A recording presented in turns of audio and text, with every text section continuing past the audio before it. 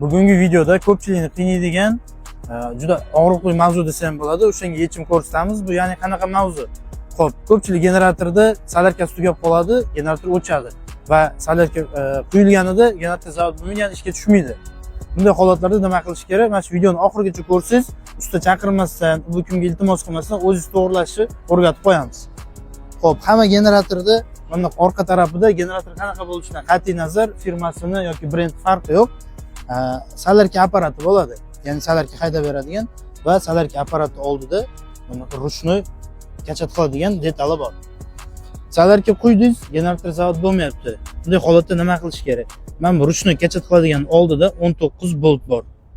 Mana shuni ozgina bo'shatiladi va ruchnoy kachat qilsangiz, mana shu joydan salarka ko'pirib chiqadi. Ya'ni havosi chiqib ketadi, sistemadagi havo chiqib ketadi. Va buni qotirib, ozgina ham kachat qiladigani ozgina qotgunicha kachat qo'yasiz va zavod qilsangiz, xudo xolisa generatoringiz avvalgi holatda ishlaydi.